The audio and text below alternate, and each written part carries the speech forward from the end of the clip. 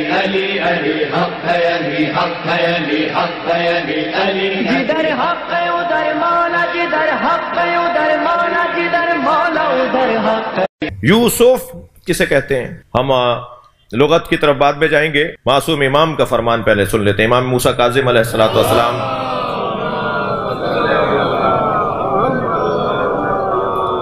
میں چاہوں گا جو آخر میں بھی تشریف فرمائیں اور آگے مل کر صلوات دیا کریں۔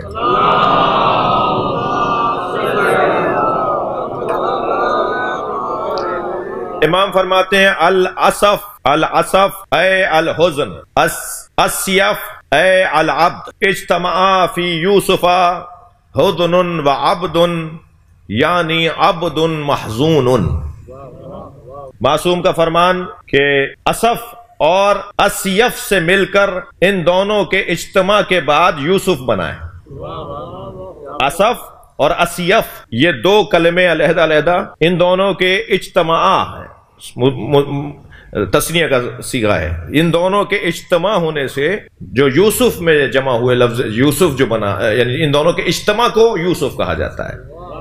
اور یعنی حزن اسف حزن اور اسیف عبد، حزن اور عبد یہ دو کلمات کو جب جوڑ دیا گیا تو یوسف بنا، یعنی عبد محزون، ایک ایسا اللہ کا بندہ جو غم زدہ تھا۔ یوسف یعنی عبد محزون۔ صلوات پڑھ لیں ذرا محمد و آل محمد۔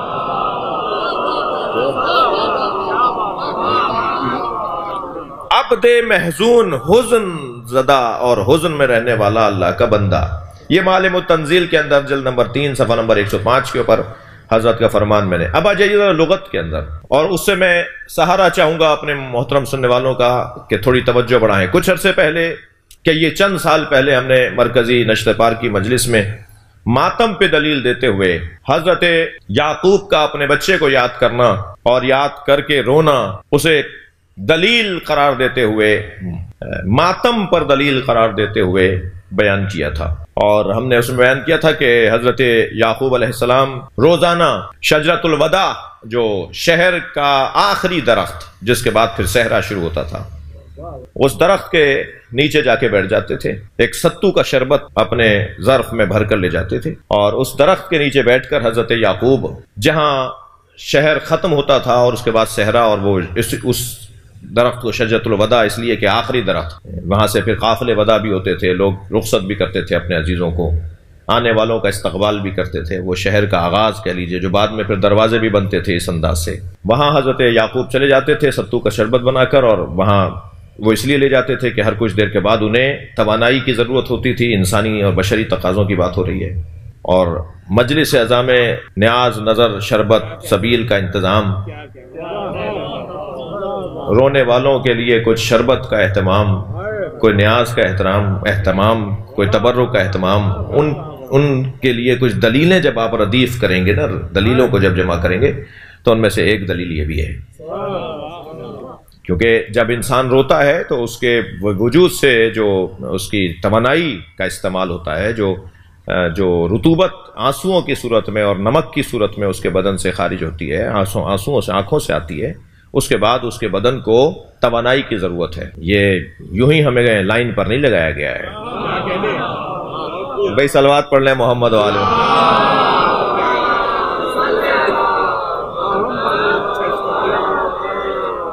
اور پھر اس کے بعد حضرت رباب سلام اللہ علیہ کربلا کے واقعے کے بعد مدینہ منورہ میں آپ نے دیکھا کہ ایک کنیز بہت دیر سے مسلسل رو رہی ہے، مجلس ہو رہی ہے، مگر وہ اس کے رونے میں کمی نہیں ہے۔ تو حضرت نے فرمایا کہ تم کیسے اتنی دیر تک رو رہی ہو؟ رونا تو بی بی کو مطلوب تھا، مگر بی بی کو اس سے ایک سوال ہوا کہ تم کیسے اتنی دیر سے رو رہی ہو؟ کہنے لگی بی بی میں ہر کچھ دیر کے بعد جاتی ہوں اور فلاں چیز کا میں نے شربت بنایا وہ پی کر آتی ہوں۔ حضرت فرمایا کل سے ہر رونے والے کے لیے تم شربت کا انتظام کرو گی۔ لہٰذا پھر جو بی بی کو پرسہ دینے کے لیے آتے تھے بی بی کے گھر میں، ان کے لیے اس شربت کا انتظام ہوتا تھا۔ حضرت یعقوب صلوات پڑھیں ذرا۔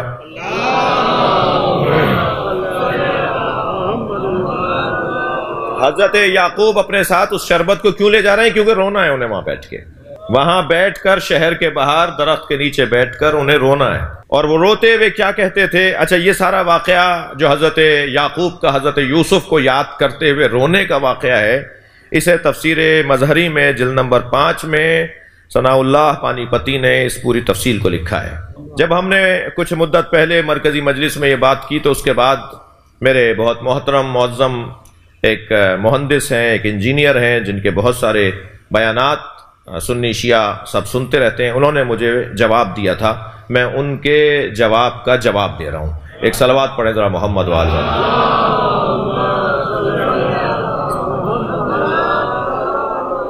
انہوں نے جو مجھ پر اعتراض کیا تھا وہ کہا کہ میرا نام لے کر کہا کہ انہوں نے یہاں سے بڑھا دیا، یہاں سے اضافہ کر دیا، اور انہوں نے یہاں تک تو ٹھیک تھا فلاں کا بیان میرے لیے کہا، اور پھر یہاں کے بعد انہوں نے بڑھا دیا، مبالغہ کیا، ایسا نہیں ہے۔ تو میں ایک تو انہیں حوالہ دے رہا ہوں تفسیر مظہری کا کہ اس کے اندر ساری تفصیل موجود ہے، اور اب جو علمی جواب انہیں دینے جا رہا ہوں وہ یہ ہے، توجہ چاہوں گا۔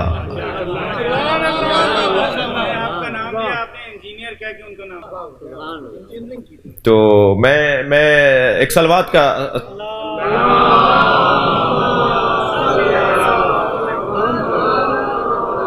اب آپ کو میں انہیں ایک علمی آپ کے سہارے سے انہیں علمی جواب دینے جا رہا ہوں، اور وہ یہ کہ لغت میں یا اسفا علی یوسفا، پہلے تو ذہن میں رہے میرے عزیزوں کے کہ حضرت یعقوب وہاں بیٹھ کر کیا بولتے تھے۔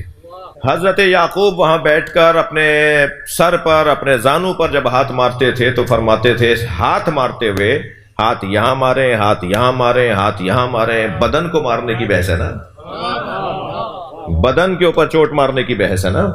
تو حضرت یعقوب اپنے سر پر، اپنے زانو پر ہاتھ مارتے ہوئے فرماتے تھے یا اسفا علی یوسفا، یہ جملہ تھا ان کا، میں اپنے الفاظ میں کہوں یہ نوحہ تھا ان کا۔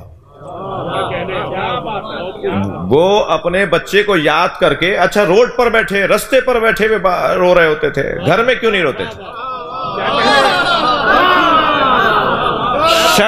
شربت بنا کر رستے پہ جا کے بیٹھ جاتے تھے، اس لیے شربت بنا کے رستے پر بیٹھ جاتے تھے تاکہ آتے جاتے لوگ یا یوسفا یا صفا،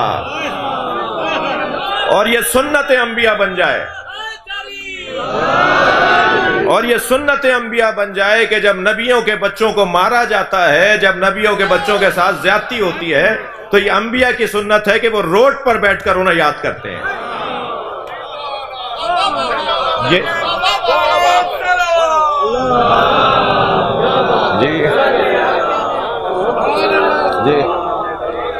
وہ رستے پر اس لیے بیٹھتے ہیں کہ آتا جاتا مسافر پوچھے کہ آخر یعقوب کو کیا ہوا ہے، پوچھے کہ آخر یوسف کہاں چلے گئے ہیں، جبکہ پتا ہے حضرت یعقوب کو کہ میرا بچہ مارا نہیں گیا ہے، میرا بچہ ابھی زندہ ہے، مگر اس کے ساتھ یہ زیادتی ہوئی ہے کہ اسے کنویں میں پھینک دیا گیا ہے، دوسرے اجنبیوں نے اسے اٹھا کر مصر میں لے جا کے بیچ دیا ہے۔ یہ ساری باتیں حضرت یعقوب کو پتا تھی، تبھی تو روک رہے تھے کہ متانا نہیں کہ تم نے کیا دیکھا ہے۔ وہ جانتے تھے کہ میرے بچے کے ساتھ آگے کیا ہونا ہے، کن منزلوں سے میرے بچے کو گزرنا ہے۔ یہ کام حضرت یعقوب، یہ سب کچھ حضرت یعقوب کو پتا تھا، اور وہاں بیٹھ کر اس لیے فریاد کرتے تھے، بچے کی یاد میں مبتلا ہوتے تھے تاکہ لوگ آتے جاتے پوچھیں۔ تو یہ کہ محدود رکھو عزاداری کو امام بارگاہوں میں، مجلسوں کو اپنے گھروں میں محدود رکھو، یہ انبیاء کرام کی سنت ہے اور سیرت ہے۔ ہم نے ایک بڑے فورم پر کہا تھا، پاکستان کا قومی ایک اجلاس بٹھایا گیا تھا ملکی سطح کا، ایک سربراہ کی صدارت میں، اور اس میں تو وہاں ایک بہت بزرگ شخصیت نے، میں ان کا احترام کرتا ہوں، انہوں نے ایک جملہ کہا کہ اگر پاکستان میں شیعہ سنی کا تناؤ ختم کروانا ہے تو ان کے جلوسوں کو بند کر دو۔ تو میں نے بے ساختہ کہا تھا، جس کے بعد کچھ لوگوں نے مجھ سے ناراضگی کا اظہار کیا، وہ فورم اور ڈیکورم اور پروٹوکول کے خلاف تھا میرا بولنا، لیکن میرے مسلک اور مکتب کے پروٹوکول کا حصہ تھا۔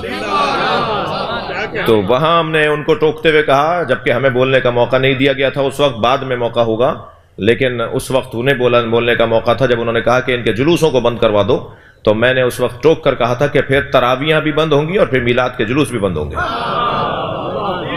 متحمل ہو اس بات کے؟ جی بہت سے لوگ تراویحوں کو نہیں مانتے، بند کرو۔ بہت سارے لوگ میلاد کے جلوس کو آپ نہیں مانتے، جو بول رہے تھے وہ نہیں مانتے۔ جی میں اپنے لیے نہیں کہہ رہا، مگر پھر یہ قصہ وہاں تک پہنچے گا، تو پھر وہاں جو سربراہ تشریف فرما تھے انہوں نے ان سے کہا یہ بات صحیح کر رہے ہیں، یہ حل نہیں ہے، یہ حل نہیں ہے۔ تو حضرت یوسف کو یاد کر کے حضرت یعقوب کہتے تھے یا اسفا علی یوسفا، وہ جو علمی ایک جملے کا جواب ہے نا وہ اب دینے جا رہا ہوں، اور وہ جواب یہ ہے کہ اسفا عربی لغت میں المبالغت فی الحزن کو کہا جاتا ہے، حزن میں مبالغے کو اسف کہا جاتا ہے، اور حزن میں مبالغے کو ہم ماتم بولتے ہیں۔ حزن میں مبالغہ بتاؤ کیا ہوگا؟ حزن میں، غم میں مبالغہ کیا ہے؟ حزن میں مبالغہ یہ ہے کہ کبھی زانو پہ ہاتھ مارا جائے گا، کبھی سینے پہ ہاتھ مارا جائے گا۔ حزن میں مبالغہ، اسف قرآن کا زبان میں بات ہو رہی ہے۔ حضرت یعقوب کہتے تھے یا اسفا علی یوسفا، شدت حزن میں آ کر اپنے بچے کو یاد کرتے تھے۔ شدت حزن کو ماتم کہتے ہیں، شدت حزن کو ماتم کہتے ہیں کہ جب آپ اپنے سینے پر، سر پر، اپنے چہرے پر ہاتھ ماریں تو یہ ماتم کی دلیل قرآن مجید سے یا اسفا علی یوسفا، اسفا اے المبالغت فی الحزن، حزن کی شدت کو اسف کہا جاتا ہے، اور حضرت یعقوب اسف کہہ کر یاد کرتے تھے، حزن کی شدت کو اسف کہتے ہیں، اور حضرت یعقوب اسف کہہ کر حضرت یوسف کو یاد کرتے تھے۔ اسف یعنی شدت حزن، مبالغت فی الحزن، مبالغت فی الحزن کو ماتم کہتے ہیں۔ صلوات پڑھیں محمد و آل محمد۔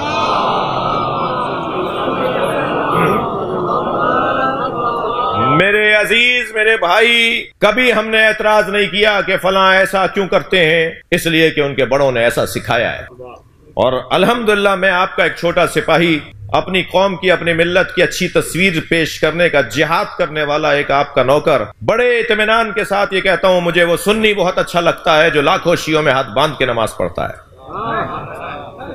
ہم نے بڑے بڑے فورموں پہ بات کرتے ہوئے کہا کہ اگر پاکستان کے اندر نصاب تعلیم مرتب کرتے وقت کتاب شائع کی جائے اور نصاب تعلیم کی اس کتاب کے اندر نماز اور دینیات کا موضوع لکھا جائے، اور لکھا جائے کہ نماز کیسے پڑھی جاتی ہے، ہمیں کوئی اعتراض نہیں ہے، امام جماعت آپ ہاتھ باندھے ہوئے اس میں دکھا دیں، مگر ہمیں اس پہ اعتراض ہوگا کہ صف میں کوئی ہاتھ کھلا ہوا نظر نہیں آ رہا۔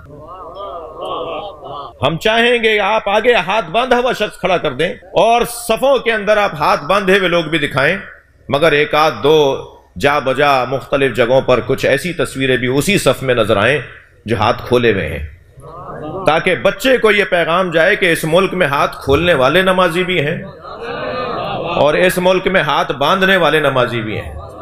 تو ہماری تو کوئی کوشش اور مطالبہ نہیں ہے کہ ہاتھ باندھنے والوں کے بارے میں کوئی منفی سوچیں، اس لیے کہ یہ ان کا ملک ہے جیسے ہمارا ملک ہے، یہ ہمارا ملک ہے جیسے ان کا ملک ہے۔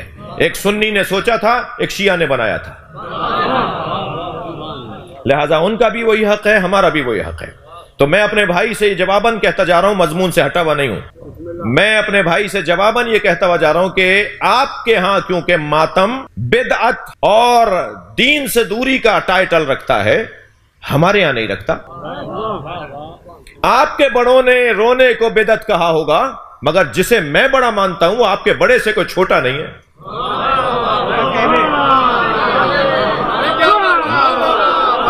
ہم جسے بڑا مانتے ہیں وہ آپ کے کسی بڑے سے بھی کوئی چھوٹا نہیں ہے، بلکہ میرا عقیدہ تو یہ ہے کہ آپ کے سب بڑوں سے بڑا ہے۔ دلیل بھی دوں گا، اگر کسی فورم پر مجھ سے دلیل مانگ لی کہ آپ نے ہمارے بڑوں سے اپنے بڑے کو بڑا کہا ہے تو دلیل دیجئے۔ دلیل یہ ہے کہ ہم جنہیں امام اہل بیت مانتے ہیں، ائمہ اہل بیت مانتے ہیں، وہ اپنے زمانے میں اپنے زمانے کے علماء میں سب سے زیادہ عالم ہوا کرتے تھے، اور اس زمانے کے تمام بزرگ شخصیات ان سے آ کر مسئلہ پوچھتی تھی، وہ اپنے اپنے زمانے کے اندر معتبر اور شخصیات شمار کی جاتی تھیں۔ لہٰذا آپ کو مبارک ہو، آپ جسے بڑا مانتے ہیں، ہمیں کوئی اعتراض نہیں ہے، آپ ان کی تعلیمات پر عمل کیجئے، مگر میں جس امام رضا کو بڑا مانتا ہوں، ہم جس امام جعفر صادق کو بڑا مانتے ہیں، انہوں نے امام حسین پہ رونے کو نہ صرف بدعت نہیں کہا ہے بلکہ قرب الہی کا ذریعہ قرار دیا ہے۔ اللہ سے وہ قریب ہوتا چلا جاتا ہے جو حسین سے زیادہ عشق کا مظاہرہ کرتا ہے۔ لہذا آپ کے نزدیک بدعت ہوگا. اور پھر فضائل اور مصائب میں قاعدہ مشترک ہے سنی شیعہ کے درمیان، وہ ہے تسامح. فضائل کے باب میں تسامح سے کام لیا جاتا ہے، مصائب کی گفتگو میں تسامح سے کام لیا جاتا ہے. تسامح یعنی آپ مستحبات اور مکروہات میں روایات کی سند، راویوں کی پرکھ. توجہ، میری مجبوری ہے کہ میں اصطلاحوں سے باہر نہیں آؤں گا، آپ کو تھوڑا سا اوپر آنا ہوگا، میں نیچے نہیں آؤں گا. صلوات پڑھیں ذرا محمد و آل محمد.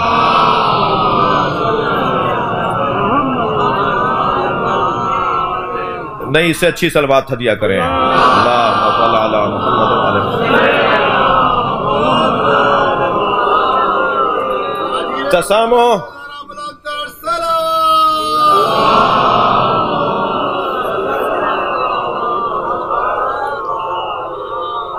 حدیث کی سند، راویوں کی پرکھ، مستحبات اور مکروہات میں اس شدت سے نہیں دیکھی جائے گی. تسامح کی تعریف اور تسامح کی تشریح کر رہا ہوں. احادیث میں راویوں کی پرکھ اور احادیث کی سند اس شدت سے نہیں دیکھی جائے گی مستحبات اور مکروہات، اور سنن میں اس شدت سے نہیں دیکھی جائے گی جس شدت سے واجبات اور محرمات میں دیکھی جاتی ہے. فضائل کے باب میں اگر کسی کی خوبی، کسی کی فضیلت، کسی کا کمال بیان کیا جائے تو اس کے اندر تحقیق اس درجے پر نہیں ہوگی جس درجے پہ حرام کاموں کے لیے اور واجب کاموں کے لیے توجہ کی جاتی ہے. اور اسی طرح مصائب کے باب میں کہ فلاں کے ساتھ زیادتی ہو گئی تو ہم اس میں تحقیق بٹھا دیں، آپ سے فیصلہ تو نہیں مانگا تھا جی. اسی طرح مصائب کے باب میں بھی توجہ. تو کیونکہ آپ کے نزدیک ماتم کرنا، حسین علیہ السلام پر اور کربلا والوں کا غم منانا آپ کے نزدیک وہ بدعات میں یعنی محرمات میں شمار ہوتا ہے، اس لیے آپ شدت سے بات کر رہے ہیں. ہمارے ہاں کیونکہ وہ محرمات کا عنوان ہی نہیں ہے، وہ جس ٹائٹل کے نیچے عنوان وہ ہے ہی نہیں جو آپ کے ہاں عنوان ہے. اللہ کرے میری بات جا رہی ہو. میرے بھائیوں کے ہاں، میرے عزیزوں کے ہاں جس عنوان کے تحت ماتم کو دیکھا جاتا ہے، ہمارے ہاں اس عنوان کے تحت نہیں دیکھا جاتا. لہذا آپ کی دید وہ ہے، ہماری دید یہ ہے. اگر ہم ماتم کر رہے ہیں تو ہم نے تو آپ سے نہیں کہا کہ آپ بھی ماتم کریں. اگر آپ ہاتھ باندھ کے نماز پڑھ رہے ہیں تو آپ کو بھی خواہش نہیں ہونی چاہیے کہ ہم ہاتھ باندھ کے نماز پڑھیں. ہمارا عمل اگر معقول ہو اور عاشقانہ ہو تو اس پہ توجہ کر لو، اور اگر معقول نہ ہو اور عاشقانہ نہ ہو تو آپ کوئی زبردستی نہیں ہے، کوئی دھونس نہیں ہے. توجہ. حضرت یعقوب علیہ السلام اپنے بیٹے کو نوحہ پڑھتے ہوئے یاد کرتے تھے، اور اسف مبالغہ ہے حزن اور غم میں، اور مبالغہ حزن و غم میں دوسرا نام ماتم کا عنوان رکھتا ہے. میری بات قدر مکمل ہوئی ہے. علی علی حق ہے، علی حق ہے، علی حق ہے، علی علی. جدھر حق ہے ادھر مولا، جدھر حق ہے ادھر مولا، جدھر مولا ادھر حق.